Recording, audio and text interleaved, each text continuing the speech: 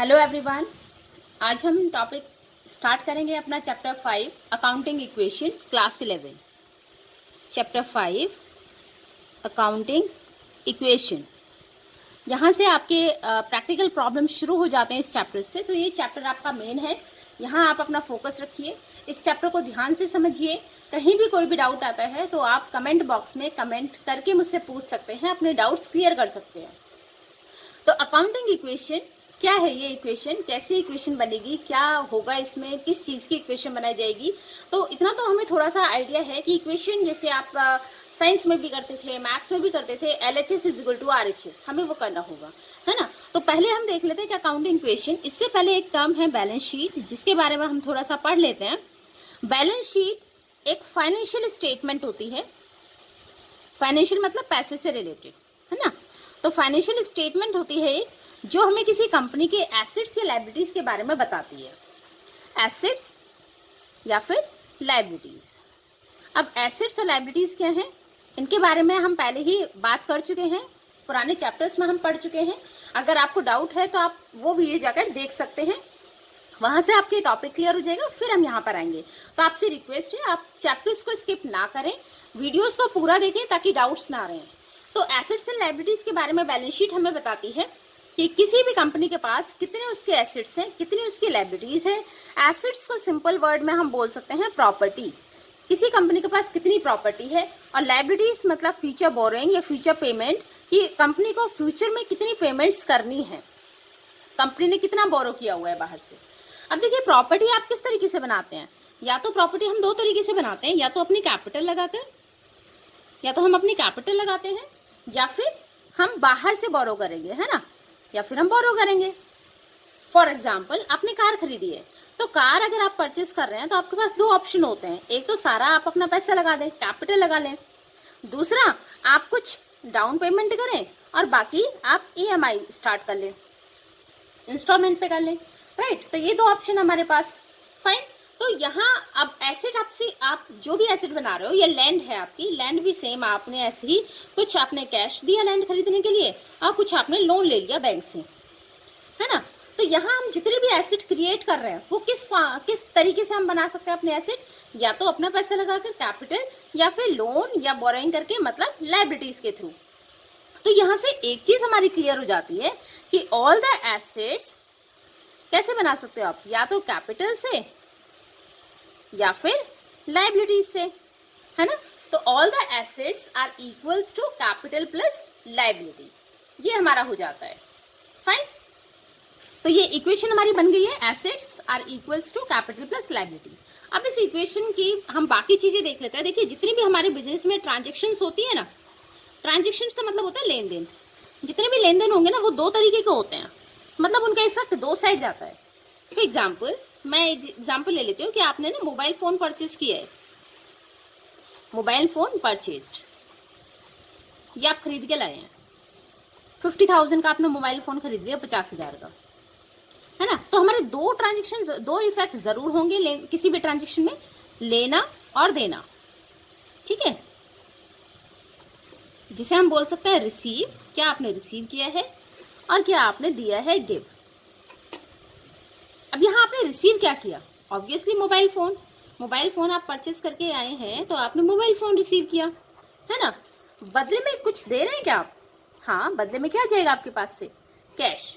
मैं mobile phone खरीदा है तो पैसों में पैसे दिए होंगे ना, किसी ने फ्री में तो दे नहीं दिया होगा। या ऐसा तो नहीं है कि आप मोबाइल शॉप पर गए हैं, मोबाइल उससे बोला कि मोबाइल दिखा दो, उसने जैसे आपको मोबाइल दिखाया आप लेकर भाग गए, है ना, ऐसे नहीं होता ना। तो आपने मोबाइल फोन परचेस किया है तो पैसे दिए होंगे। तो अगर हमने कुछ रिसीव किया है तो बदले में हमने कुछ पे भी किया है ना। अब सपोज इसी को हम दूसरी फॉर्म में कर लेते हैं कि आपने मोबाइल फोन परचेस किया है फ्रॉम अ फ्रेंड, एक फ्रेंड से परचेस कर लिया। अब इसी को हम थोड़ा सा टर्न कर लेते हैं इसी ट्रांजेक्शन को, कि अब जो शॉप का ओनर है वो आपका फ्रेंड है, आपने बोला भाई मोबाइल दे दे, पैसे मैं तुझे कल दे दूंगा। तो रिसीव क्या किया आपने, रिसीव में क्या किया, अभी भी मोबाइल फोन आपके पास आया और बदले में आपने क्या कुछ दिया, अभी कुछ नहीं दिया आपने, लेकिन हाँ फ्यूचर में जरूर देंगे। किसको देंगे, अपने फ्रेंड को। तो फ्रेंड भी आपको ये था ना कि बोलेगा कि ठीक है भाई मोबाइल 50,000 का, अरे जा ले जा, तू भी क्या याद रखेगा मेरी दोस्ती। तो ऐसे थोड़ी ना होता है ना। वो फ्रेंड भी तो आपसे 50,000 रुपये मांगेगा कि भाई फोन लेके गया है, पैसे तो दे जा, पैसे तो दे दे। तो उसमें क्या करे, क्या किसको देने हैं फिर आपको ये पैसे? अपने फ्रेंड को देने हैं फ्यूचर में। लिया क्या हमने? Mobile phone. देंगे क्या? पैसे, लेकिन फ्यूचर में किसको देंगे? फ्रेंड को। तो अभी कैश नहीं दिया तो अभी हम देने में कुछ नहीं कर रहे हैं, लेकिन जिसको देना है उसका हमने नाम डाल दिया यहाँ पर कि फ्रेंड को देना है। ठीक है। अब सपोज एक और ले लेते हैं। आपने रक्षाबंधन पर राखी बंधवाई, आपको आप सिस्टर को आपको गिफ्ट देना है। ठीक, आपने अपनी सिस्टर को गिफ्ट दिया है रक्षाबंधन का। आपने लिया क्या? राखी, है ना। आपकी सिस्टर ने आपको क्या बांधी? राखी। बदले में आपने क्या दिया उसको? गिफ्ट। ठीक है। एक और फन एग्जांपल ले लेते हैं। पापा ने चाटा मारा आपको, सपोज पापा ने आपकी पिटाई कर दी। रिसीव में क्या हुआ? पिटाई, है ना। यहाँ आपकी पिटाई हो गई, पिटाई हो गई। ठीक। अब लेकिन ये पिटाई की किसने? बदले में कुछ दिया क्या? नहीं, केवल मिला है आपको, पिटाई मिली है बस, है ना। पापा ने चाटा मार दिया तो चाटा आपको मिला है, लेकिन मिला किससे? पापा से। देने वाला कौन है? पापा। ठीक है। तो जो लेते हैं पर्सन्स वो रिसीव में, और जो हम दे रहे हैं वो इफेक्ट। तो किसी हर ट्रांजेक्शन के दो इफेक्ट होते ही होते हैं, है ना। या तो आप कुछ रिसीव करेंगे या फिर आप कुछ पे करेंगे। तो इस तरीके से हमारे जितने भी ट्रांजेक्शन होते हैं उनके टू इफेक्ट दिखाए जाते हैं। ऐसे ही कुछ और ट्रांजेक्शन के बारे में हम पढ़ लेते हैं। फर्स्ट ट्रांजेक्शन ले लेते हैं, ओपन अ बैंक अकाउंट। तो आपने पहली हमारी जो कंडीशन है वो हम पढ़ चुके हैं कि हर ट्रांजेक्शन का इफेक्ट टू साइड होना जरूरी है। दो साइड जरूर होता है, कम से कम दो साइड कोई भी ट्रांजेक्शन आपको इफेक्ट करती है। ठीक है। ओपन अ बैंक अकाउंट, हमने बैंक अकाउंट खोला है, हम 5,000 रुपए लेकर गए, बैंक अकाउंट हमने ओपन कर लिया। रिसीव और पेमेंट हम फिर से कर लेते हैं। रिसीव क्या करेंगे और गिव देंगे क्या या पे क्या करेंगे? अच्छा, बैंक अकाउंट ओपन करा है आपने, तो ये पैसे कहाँ गए? ऑब्वियसली आपके बैंक अकाउंट में। रिसीव कहाँ हुआ? बैंक अकाउंट में। लेकिन क्या कुछ बदले में गया है आपके पास से? हाँ, पैसे गए हैं, कैश तो चला गया ना भाई। आप भी 5,000 रुपए लेकर गए हो तभी तो वो बैंक में आया है पैसा, है ना, तभी तो बैंक में आया। तो बैंक में पैसे आए और हाथ से पैसे चले गए। बैंक में बैलेंस आया, हाथ से कैश चला गया, राइट। और ले लेते हैं गुड्स परचेज। गुड्स परचेज किए हैं 10,000 की, 10,000 का सामान खरीदा है। तो रिसीव क्या किया? सामान, गुड्स रिसीव किए। गुड्स को हम कॉमर्स लैंग्वेज में बोलते हैं स्टॉक। स्टॉक आपने रिसीव किया और बदले में दोगे क्या? पैसे, कैश गया। ठीक है। अब इसी को हम अलग फॉर्म में कर लेते हैं। गुड्स परचेज्ड फ्रॉम ए। ए से सामान खरीदा है 10,000। ए आपके जानने वाला दुकानदार था जिससे आपने 10,000 का सामान खरीदा है। ठीक है। तो जब भी कोई नाम आ जाए तो बेटा याद रखना, अगर कोई नाम आ रहा है तो वो उधार वाली ट्रांजेक्शन होती है, वो क्रेडिट ट्रांजेक्शन होती है, उधार की ट्रांजेक्शन। ठीक है। जब भी कहीं नाम आ जाए किसी पर्सन का तो उसे उधार वाली ट्रांजेक्शन बोला जाता है। अब देखिए यहाँ आप रिसीव तो आपने किया है, चाहे उधार क्या हो चाहे कैश में, सामान तो आपके पास आ गया ना। तो स्टॉक आया, स्टॉक रिसीव किया, लेकिन बदले में आप कुछ दे रहे हैं? अभी नहीं, क्योंकि आपने उधार लिया है। लेकिन जिससे लिया है उसको आप पे करेंगे, ए को पे करेंगे, है ना, जिसे हमने पहले पढ़ा था अभी कि जिससे लिया है फिर उसका हम यहाँ शो करते हैं। इसको तो देना है ना, आज नहीं दिया तो कल तो देना है, फ्यूचर में कभी तो आप पेमेंट करोगे इसकी। तो देंगे किसको? हम ए को। गिव में कौन आ गया? ए। ऐसे ही और करके देख लेते हैं। सोल्ड गुड्स ₹5,000, 5,000 का सामान बेचा है। इस बार बेचा है, जब भी हम सामान बेचते हैं तो पैसे मिलेंगे हमें। तो रिसीव क्या किया हमने? पैसे, कैश। बदले में हमने कुछ दिया है भाई, आपने 5,000 रुपए लिए हैं तो सामान भी तो दे रहे हो उसको। तो स्टॉक, सामान चला गया, है ना। इस बार आपने सामान बेचा है, पैसे मिलेंगे और सामान आप दोगे उसको जिसको बेच रहे हो, राइट। सामान पैसे कितना है? 5,000 रुपए। सामान भी कितने का जाएगा आपका? 5,000 रुपए का। जितने पैसे लिए उतने के सामान बेचोगे। अब इसको भी अगर उधार का कर दें हम, sold goods to B. B को सामान बेच रहा 5,000 का। ठीक है। अब यहाँ अभी पैसे नहीं आए क्योंकि हमने उधार बेचा है, तो पैसे तो आए नहीं अभी। तो फिर हम किसका दिखाएंगे, रिसीव हमें किससे करने हैं, बी से, ठीक है। और सामान तो आपका जा चुका ना, दिया क्या आपने, सामान, स्टॉक आपका जा चुका। बी से कितने पैसे मिलना है, रिसीव कितना होना है, 5000, सामान कितने का चला गया, 5000। तो आप यहां से देख रहे होंगे कि जो भी हमारी ट्रांजेक्शन्स हैं उनका जो इफेक्ट है वो दोनों साइड बराबर आ रहा है ना, 5000 5000 5000 5000, जितने का आप सामान खरीदो उतने आपका कैश जा रहा है, तो इफेक्ट हमारा दोनों साइड बराबर आता है। तो फर्स्ट इसकी टर्म क्या हो गई कि each transaction has to aspect, each transaction has to aspect, कि हर ट्रांजेक्शन के दो इफेक्ट होना जरूरी है। सेकेंड कंडीशन क्या हो गई, ईच इक्वेशन हैज, ये हमारी क्या थी, ये सभी इक्वेशन ही है, ठीक है। तो each equation has equal value, her equation की वैल्यू भी इक्वल होती है, ठीक है। अब देखिए यहां पर हमने इतनी सारी चीजें पढ़ ली कि रिसीव हो रहा है, गिव हो रहा है। अब इसका मतलब क्या है, देखिए जो भी चीज हम रिसीव करते हैं ना उसे हम बोलते हैं डेबिट, और जो आप दे रहे हो उसे बोला जाता है क्रेडिट, ठीक है। तो यहां हम क्या पढ़ेंगे कि जो भी आपने डेबिट किया, रिसीव किया, उसे हम प्लस करते चले जाएंगे, और जो भी हमने दिया है उसे हम माइनस करते हुए चले जाएंगे। तो डेबिट, जो भी डेबिट होगा उसे प्लस करना है इक्वेशन में, और जो भी क्रेडिट होगा उसे माइनस करना है, राइट। तो यहां से हम एक चीज और निकल के आता है हमारा कि जो टू एस्पेक्ट होते हैं ना, जो दो इफेक्ट होते हैं, वो इफेक्ट क्या होते हैं, जो इफेक्ट होते हैं, इफेक्ट हमारे दो होते हैं, किस तरीके के, डेबिट एंड क्रेडिट। तो दो तरीके का इफेक्ट हर ट्रांजेक्शन करेगी आपका, कुछ डेबिट करेगी तो कुछ क्रेडिट करेगी। डेबिट होगा तो हमें प्लस करते हुए जाना है, क्रेडिट होगा तो माइनस कर देंगे। बस ये तीन रूल्स हमें याद रखने हैं। अगर ये तीन रूल्स हमें याद हैं तो हम अपनी अकाउंटिंग इक्वेशन बहुत आराम से सॉल्व कर सकते हैं। अब इससे रिलेटेड मैं कुछ एग्जाम्पल ले लेती हूँ और आपको सॉल्व कराती हूँ, ताकि आपको और ज्यादा अच्छे से क्लियर हो जाए। यहाँ मैंने आपकी बुक का एक क्वेश्चन लिया है। फर्स्ट ट्रांजेक्शन हमारी कमेंस बिजनेस विद कैश। तो देखिए ये हमारा फॉर्मेट होता है, transactions assets are equal to liabilities plus capital लिखिए या कैपिटल प्लस लायबिलिटीज लिखिए, उससे कोई ज्यादा हमारा फर्क नहीं पड़ता, ठीक है, उससे कोई ऐसा नहीं है। फिर भी अगर आपके टीचर्स बोलते हैं कि नहीं आपको पहले लायबिलिटीज लिखनी है, तो आप अपने जैसे आपके टीचर बोल रहे हैं वैसे ही फॉलो करिए, ठीक। तो फर्स्ट हमारी ट्रांजेक्शन है स्टार्टेड बिजनेस विद कैश, ये हमें यहाँ लिखनी होती है, स्टार्टेड बिजनेस विद कैश। ये पैसे लगाए हैं हमने, बिजनेस में पैसे लगाए 50,000, तो 50,000 रुपए लगाकर बिजनेस शुरू किया है, ठीक है। बेटा देखिए पहली बात तो ये समझ लीजिए, जो भी पैसा आप बिजनेस में लगाएंगे वो हमारी कैपिटल है, हमारा अपना पैसा है ना, तो उसे हम बोलते हैं कैपिटल। तो 50,000 आपने बिजनेस में लगाए, तो बिजनेस में पैसा आया 50,000 रुपए। अब ये पैसा आपने किस फॉर्म में लगाया है, कैश की फॉर्म में। तो कैश हमारे लिए क्या होता है, एसेट, हमारी अपनी प्रॉपर्टी है ये भी।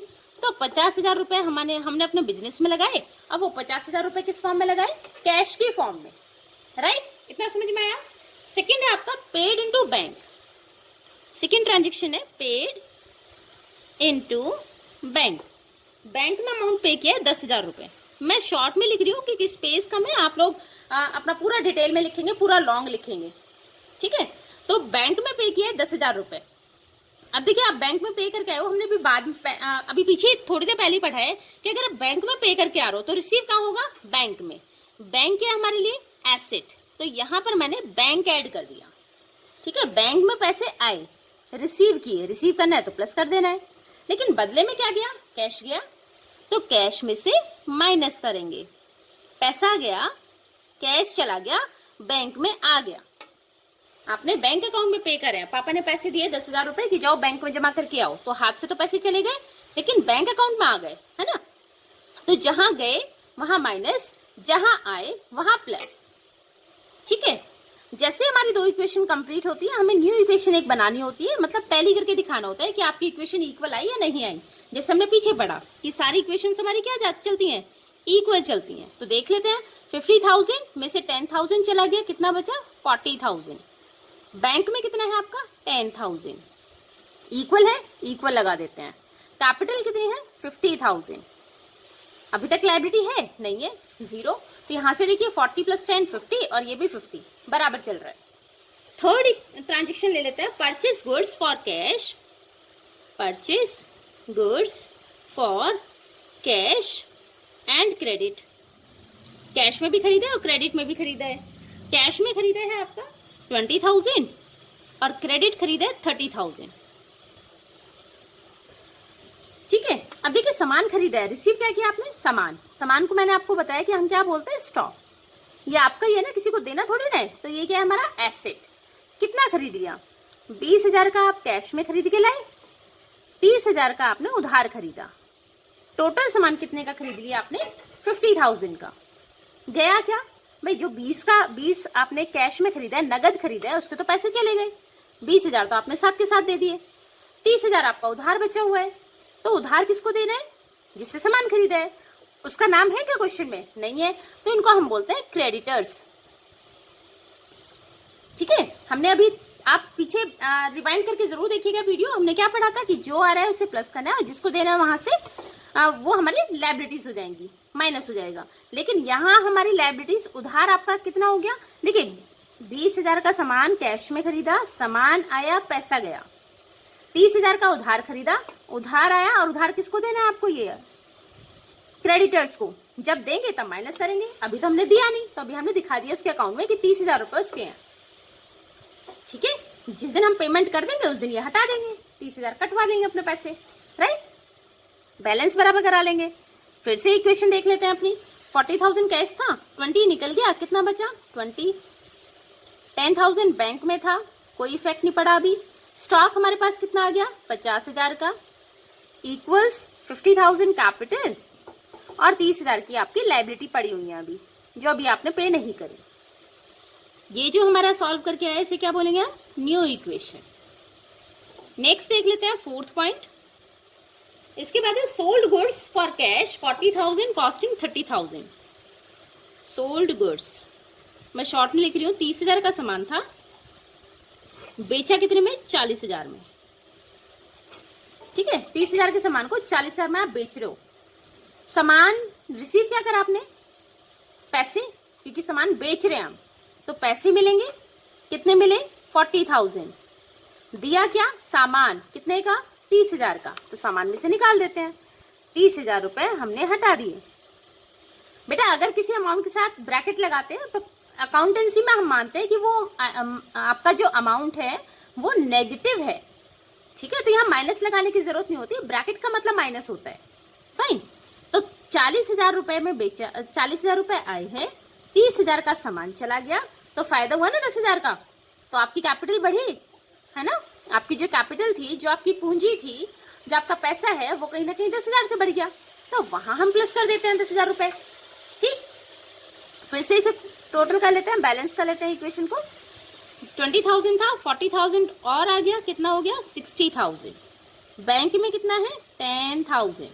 स्टॉक 50 में से 30 चला गया, कितना बचा 20,000 इक्वल्स टू कैपिटल कितनी हो गई आपके पास अब 60,000 और लायबिलिटी अभी भी हमारी 30,000 की है क्योंकि हमने पे नहीं करी।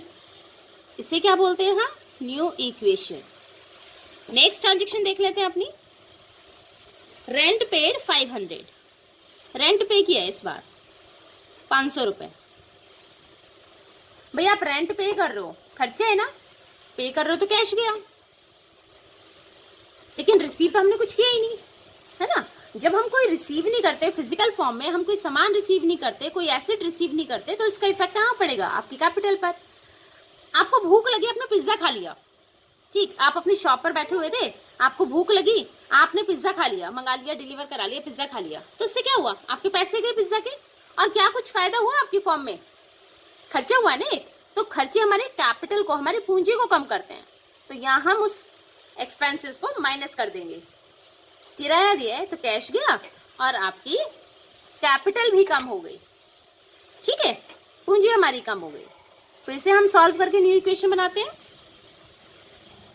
आपने नोटिस किया होगा मैं कैश को कैश के साथ ही लेकर चल रही हूँ, बैंक को बैंक के साथ, स्टॉक को स्टॉक के साथ, तो हमें ऐसे ही सॉल्व करना होता है, ऐसे नहीं है आप ऐसे प्लस माइनस करें, वो गलत होता है, ठीक है बेटा। तो कैश को कैश वाले कॉलम के साथ ही करेंगे, बैंक को बैंक कॉलम के साथ ट्रीट करेंगे, ऐसे जितनी भी एसेट या लायबिलिटीज होंगी हम उनको उन्हीं के कॉलम के साथ डील करते हैं। 60,000 कैश था, 500 निकल गया, 500 से कम हो गया, कितना बचा 59,500। बैंक में कितने हैं आपके 10,000, इस पे तो कोई इफेक्ट नहीं पड़ा। स्टॉक कितना बचा हुआ है आपके पास 20,000 का। कैपिटल कितनी हो गई 59,500 क्योंकि 500 रुपए का खर्चा हो गया, प्लस उधार कितना है अभी आपके पास, फ्यूचर जो पेमेंट करनी है वो 30,000। न्यू इक्वेशन बन गई। नेक्स्ट 6 का लेते हैं। नेक्स्ट हमारा rent outstanding 100। Rent outstanding 100। Outstanding का मतलब होता है ऐसे खर्चे जो अभी आपको पे करने हैं, अभी तक आपने पे नहीं किए। ये सारी टर्म्स मैं चैप्टर 4 वाली वीडियो में बता चुकी हूँ आपको, वहां से आप जाकर ये टर्म्स पढ़ सकते हैं ताकि आपको ये टर्म्स क्लियर हो जाएं, फिर उसका ट्रीटमेंट करना इजी रहेगा। ठीक है, तो आपसे रिक्वेस्ट है पुरानी वीडियो से एक बार आप जरूर देख लें बैक चैप्टर्स की। तो रेंट आउटस्टैंडिंग है 100 रुपीज देने हैं, तो अभी तो दिए नहीं, तो कैश पे तो कोई इफेक्ट नहीं, 0। क्या बैंक में से गया पैसा? नहीं, 100 रुपए तो हमने दिए ही नहीं। क्या आपका सामान कम हुआ? नहीं। तो जहां इफेक्ट नहीं होता वहां हम 0 लगा देते हैं। ऊपर भी ऐसी सेम, जहां इफेक्ट नहीं था वहां क्या कर सकते हैं 0। तो जैसे मैं यहाँ पर 0 कर दूं, यहाँ 0 कर दूं, यहाँ 0, यहाँ 0, तो ऐसे कोई इफेक्ट नहीं पड़ता। ठीक है, तो रेंट आउटस्टैंडिंग है मतलब देना है, तो अभी तो दिया नहीं, कैश पे तो कोई इफेक्ट नहीं पड़ा। तो फ्यूचर पेमेंट हमारी क्या होती है भाई, लायबिलिटीज। तो क्रेडिटर्स के साथ मैं यहाँ डाल देती हूँ आउटस्टैंडिंग एक्सपेंसेस। ये अभी हमारा एक उधार और बढ़ गया, अभी हमने दिया नहीं है इसलिए माइनस नहीं कर रहे हैं, बट देना है। तो 100 रुपीज हमने यहाँ प्लस करके दिखा दिया कि 100 रुपीज हमें देने हैं। अब जब भी ये फ्यूचर पेमेंट आप करोगे आपके लिए खर्चा है रेंट, क्योंकि बदले में तो कुछ मिलेगा नहीं, है ना। तो ये जब भी आप पे करोगे आपका खर्चा होगा, खर्चा होगा तो हमारी कैपिटल कम होगी। ठीक है, उधार बन गया आपका, उधार बढ़ा हुआ है 100 रुपए का, तो हमने उधार में प्लस कर दिया, और जब भी आप पेमेंट करोगे कैपिटल आपकी कम होगी, इसलिए कैपिटल से माइनस कर दिया। फिर से न्यू इक्वेशन बना लेते हैं। जहां भी आपको डाउट हो आप कमेंट बॉक्स में पूछ सकते हैं। 59,500 प्लस 0 59,500, 10,000 प्लस 0 10,000, 20,000 प्लस 0 20,000। 59,000 में 500 में से 100 माइनस करोगे तो 59,400 प्लस लायबिलिटीज क्रेडिटर्स की एज इट इज, एक लायबिलिटी और बढ़ गई, आउटस्टैंडिंग एक्सपेंसेस। ठीक है, नेक्स्ट एडजस्टमेंट पर चलते हैं, नेक्स्ट ट्रांजेक्शन पर। नेक्स्ट ट्रांजेक्शन हमारी bought furniture for 5,000 on credit. Furniture खरीदा है क्रेडिट, उधार, ऑन क्रेडिट। कितने का खरीदा ये 5,000 का। क्या रिसीव किया भैया आपने फर्नीचर। तो फर्नीचर क्या हमारे एसेट में कहीं था पहले से? नहीं। तो हम एक ऐड कर लेंगे कि फर्नीचर हमने, एक नई एसेट हमारी बढ़ गई है फर्नीचर की। ठीक है, तो फर्नीचर में प्लस कर देते हैं, फर्नीचर आया है तो फर्नीचर में हम प्लस कर देते हैं कि 5,000 का फर्नीचर आया। बदले में क्या गया? क्या पैसे गए? नहीं, क्योंकि उधार है, उधार खरीदा है आपने। तो उधार जिनसे खरीदते हैं उनको हम क्या बोलते हैं? क्रेडिटर्स। तो क्रेडिटर जो हमारे चलते आ रहे थे 30,000 के, वहां 5,000 का उधार और बढ़ गया। अभी हमने पे नहीं किया, ठीक है, तो इसलिए हमने क्रेडिटर्स बढ़ा दिए 5,000 से। अब क्लोज कर लेते हैं इसको। बाकी इफेक्ट नील दिखाना चाहो तो 0 आप दिखा सकते हैं, वरना आप ऐसे ही छोड़ देंगे तो भी आपका रॉन्ग नहीं होता। ठीक है, फिर न्यू इक्वेशन फिर से सॉल्व कर लेते हैं। ठीक है, 59,000 प्लस 0 59,500, 10,000 प्लस 0 10,000, 20,000 प्लस 0 20,000, और यहां से 5,000 फर्नीचर के और आ गए। इक्वल कर लेते हैं। 59,400 प्लस 0 59,400, 30 और 5 35,000, 100 प्लस 0 100। राइट, अब नेक्स्ट 8, नेक्स्ट हमारी ट्रांजेक्शन है bought refrigerator for personal use. Refrigerator खरीदा है पर्सनल यूज के लिए। बेटा पर्सनल यूज आपकी ड्राइंग होती है। जैसे मैंने आपको बोला ना कि आपको भूख लगी थी, आपने पिज्जा खा लिया, तो पिज्जा खाया तो आपने केवल खर्चा ही बढ़ा है ना, फॉर्म में कोई एसेट नहीं आया। सेम ऐसे ही आपने रेफ्रिजरेटर खरीदा है पर्सनल यूज के लिए, घर के लिए आप फ्रिज ले आए, कि इससे बिजनेस में कुछ फायदा हुआ, आपका कोई एसेट बढ़ा? नहीं, लेकिन कम जरूर हुआ है, कैश जरूर चला गया। 5,000 रुपए कहाँ से लिए होंगे आपने? यहीं से लिए होंगे ना ये 5,000 रुपए। तो कैश तो आपका कम हो गया 5,000 रुपए से। बाकी कुछ आया क्या बिजनेस में? नहीं आया, केवल खर्चा हुआ है ना। तो जो केवल खर्चा होता है उसे हम कहाँ दिखाते हैं? कैपिटल में। तो कैपिटल से और माइनस कर देते हैं, क्योंकि बिजनेस में तो कुछ आया ही नहीं, केवल 5,000 रुपए गए हैं, एक नुकसान ही है, तो वो आपकी कैपिटल को भी कम करेगा। ठीक है, हमारी पूंजी कम हो गई। फिर से इसे अगर हम सॉल्व करें, न्यू इक्वेशन बनाएं, हर ट्रांजेक्शन के बाद हमारी न्यू इक्वेशन बनती है। फिर से बना लेते हैं। 54,500, 5,000 माइनस कर दिया, प्लस 10,000 प्लस 20,000 प्लस 5,000। मैंने आपसे बोला आप जीरो लगा भी सकते हो, और अगर ऐसे ही छोड़ देते हो तो गलत नहीं होता। ठीक है, आपको जैसा अच्छा लगे वैसा आप करिए, बाकी जैसे स्कूल में आपके टीचर्स कराते हैं वो आपको फॉलो करना होगा। ठीक, तो 59,400 माइनस 5,000 करोगे तो 54,400 प्लस 35,000 प्लस 100। ठीक है, लास्ट हमारी एडजस्टमेंट और है यहाँ पे, मतलब एक ट्रांजेक्शन और बची है। परचेज मोटरसाइकिल फॉर कैश, इस बार मोटरसाइकिल खरीदिए कैश में। तो परचेज मोटरसाइकिल फॉर कैश, ये खरीदिए 20,000 रुपए की। अब देखिए यहाँ पर्सनल यूज नहीं लिखा, तो हो सकता है आपने अपने एम्प्लॉयज को दी हो मोटरसाइकिल खरीद के, कि भाई आप जो सामान डिलीवर करना है, होम डिलीवरी करनी है, वो आप मोटरसाइकिल पे करके आया करो, टाइम बचेगा। तो आपने ये हो सकता है अपने ऑफिस यूज के लिए खरीदी हो। अगर घर के लिए होता तो पर्सनल यूज जरूर लिखा होता, तो वहां से हमें पता चल जाता है कि अपने यूज के लिए खरीदी है या कंपनी के लिए या फिर बिजनेस के लिए खरीदी है। तो ये हमने बिजनेस के लिए खरीदी है, तो बिजनेस में एक मोटरसाइकिल आई, आपकी कंपनी में एक मोटरसाइकिल ऐड हो गई, तो यहाँ हम डाल देते हैं मोटरसाइकिल, एक नया एसेट आ गया। ठीक है, तो एसेट आ रहा है तो उसमें प्लस कर देते हैं हम। कितने की खरीदी हमने? 20,000 की सेकेंड हैंड मोटरसाइकिल खरीद ली, कि जब हम सामान डिलीवर कराएंगे तो वहां पर इस मोटरसाइकिल से हमें हेल्प मिलेगी, सामान जल्दी डिलीवर हो जाएगा। तो 20,000 रुपए की मोटरसाइकिल एसेट ऐड हो गई। लेकिन इस बदले में दिया क्या आपने? 20,000 रुपए भी तो दिए, कैश भी तो गया आपका, तो कैश चला गया और बाइक आ गई। फिर से हम न्यू इक्वेशन बना लेते हैं। तो 54,500 में से 20 आप माइनस करोगे तो 34,500।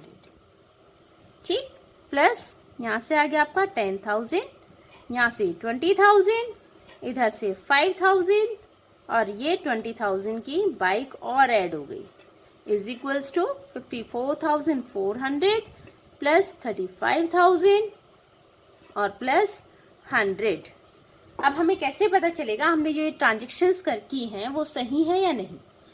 पहली बात तो इफेक्ट दो साइड होना कम से कम जरूरी था। देखिए शुरू से अपने क्वेश्चन को देखते हैं। 50 हमने इधर भी दिखाया, इधर भी दिखाया, दो साइड हुआ। 10,000 को हमने दो बार लिखा, दो साइड इफेक्ट हुआ। 20 को हमने दो बार लिखा, 30 को हमने दो बार लिखा, 40 को हमने दो बार में दिखाया है, 40 यहाँ, 30 और प्लस 10, 40 यहाँ।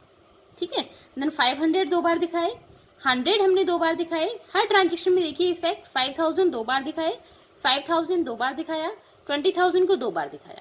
तो सारे फर्स्ट हमारे रूल क्या था, फर्स्ट टर्म क्या थी कि हर ट्रांजेक्शन के इफेक्ट टू साइड होना जरूरी है। सेकंड क्या थी कि हर अकाउंटिंग इक्वेशन आपकी इक्वल रहेगी। तो यहां से आप सारी इक्वेशंस को चेक कर सकते हैं। 40 प्लस 10 50, यहाँ भी 50, मतलब हर इक्वेशन का LHS RHS के बराबर होगा, left hand side right hand side के बराबर होगी। यहाँ से भी देख लीजिए आप, 20 प्लस 10 30 प्लस 50 कितना हो गया 80। यहाँ से भी आप देखें तो 50 और 30 80। तो हर इक्वेशन में आपको वो इक्वल मिलेगा, वो आप चेक कर सकते हैं कि आपकी सारी इक्वेशन इक्वल चल रही है या नहीं चल रही है। तो यहाँ से हमें पता चल जाता है कि हमारा क्वेश्चन सही चल रहा है या हम कहीं पे कुछ मिस्टेक्स कर रहे हैं। ठीक है, तो इस तरीके से हम अपने ट्रांजेक्शन्स को करते हैं। आई होप आपको ये क्वेश्चन समझ में आया होगा, ट्रांजेक्शन समझ में आई होंगी, उनके पीछे का कॉन्सेप्ट समझ में आया होगा। तो आपसे रिक्वेस्ट है, अगर कोई भी डाउट होता है ना बेटा, एक बार वीडियो को दोबारा देख लिया करो। कभी कभी ऐसा होता है कि एक बार में चीजें क्लियर नहीं होती, जब सेकंड टाइम में हम प्ले करते हैं तो वो चीजें हमें क्लियर हो जाती हैं। ठीक, तो हम जब वीडियो को बार बार सुनते हैं देखते हैं तो वो चीजें हमारे माइंड में बैठ जाती हैं, हमें समझ में आ जाता है, क्लियर हो जाते हैं जहां हमारे डाउट्स होते हैं। तो इसीलिए आपसे रिक्वेस्ट है, जब भी आपको कोई डाउट होता है तो आप अपनी वीडियो को फिर से देख लिया करो, तो वो डाउट्स आपके क्लियर हो जाएंगे। उसके बाद भी अगर आपके कोई डाउट रहते हैं तो यू आर वेलकम, आप कमेंट बॉक्स में लिखिए, मैं उसका रिप्लाई करूंगी। ठीक है, तो बाकी क्वेश्चंस इसी टाइप के हैं, आप अपने लेवल 1 क्वेश्चंस को करिए। आप बड़े बच्चे हैं, हर क्वेश्चन कराना पॉसिबल नहीं होता, अकाउंट्स में 100 क्वेश्चंस होते हैं, तो ऐसे तो पॉसिबल नहीं होता। बट हाँ, जहां आपकी जिस ट्रांजेक्शन में आपका डाउट है आप वो कमेंट बॉक्स में लिखिए, मैं रिप्लाई करूंगी श्योरली।